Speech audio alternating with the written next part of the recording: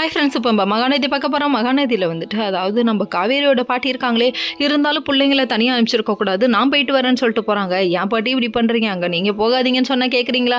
அவங்கெல்லாம் வயசுக்கே மரியாதை கொடுக்காதவங்க, அது குள்ளநரி கூட்டம், அந்த கூட்டத்துக்கு நீங்கள் ஏன் போகிறீங்க அப்படிங்கிற மாதிரி ஆச்சு. அதுக்கப்புறம் சரின்னு சொல்லிட்டு குமரனை வர வச்சு இவங்க கிளம்பிட்டாங்க. சொல்கிறத கேட்காம போகிறீங்க, நல்லா பின்னாடி அனுபவிச்சு வருவீங்கன்னு நினைக்கிறாங்க நம்ம காவேரியோட அம்மா.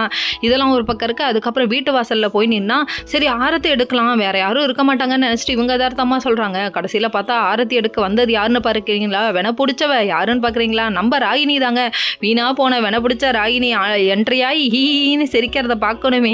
இது எப்படி இருக்குது தெரியுமா? ஐயோயோ ராரா சந்திரமுகி ராரா இங்கே வாரா அப்படிங்கிற மாதிரி இருக்குது. கடைசியில் நிற்க வச்சு ஆரத்தி இவங்க எடுக்கிற மாதிரி எடுக்க வருவாங்களா? தட்டி விடுறதுக்கு ஆள் வரமாட்டிங்களா அப்படின்னு அந்த தட்டு தூக்கி இந்த பொண்ணுக்கு கைவலி வந்துருச்சாங்க. அதனால உடனே நிவினோட அம்மா வந்து நீ இறக்கி வைமான்னு சொல்லிட்டு தட்டி விட்ட. அதுக்கப்புறம் வந்துட்டு இவளுக்கு ஆரத்தி ஒன்று தான் குறையான்னு சொல்லிட்டு கண்ணா பின்னான்னு கேள்வி கேட்க குடும்பமே சேர்ந்து ஏமாத்திட்டீங்க. சொல்ல குமரன் யாருக்கும் தெரியாதுன்னு சொல்ல குமரன் மேலேயும் பழிய போட. அதுக்கப்புறம் குமரனை பற்றி பேசி காவேரியை பற்றி பேசி அச்சச்சச்ச நீ ரொம்ப மோசமா ஆவியோட பெரிய பாவியா இருக்கியம்மா நீ அப்படிங்கிற மாதிரி ஆயிடுச்சுங்க. அதுக்கப்புறம் வந்து இந்தம்மா பேசினது தாங்க முடியாமல் நம்ம நிவினே இருந்துட்டு போதும் நிறுத்துமா, இப்போ வந்து ஓவராக பேசிகிட்டு இருந்தால் நான் வீட்டை விட்டு வெளியே போய்டுவேன்னு சொல்லிட்டாங்க. ஒரே நாளில் உன்னை ஒபாமா ரேஞ்சுக்கு மாற்றிட்டாங்களேடா எப்பட்றா அப்படின்னு சொல்லிட்டு இவங்களே கேட்குறாங்க. அதுக்கப்புறம் வந்துட்டு எதுவும் பேசலப்பா, நான் எதுவுமே பேசல, உனக்கு வாயை திறந்தா பிடிக்க மாட்டேங்குது, கட்டின பொண்டாட்டி அவளை சாவன்னு சொன்னேன், அப்போ கூட உனக்கு கோவம் வரல, காவேரியை பற்றி பேசினா கோவம் வருது அப்படின்னு சொல்கிறாங்க. மறுபடியும் நீ கொச்சப்படுத்துற, நீ திரும்ப திரும்ப பேசுகிற, நீ ஹை பிபி ஆகிட்டாரு நம்ம நிவின்.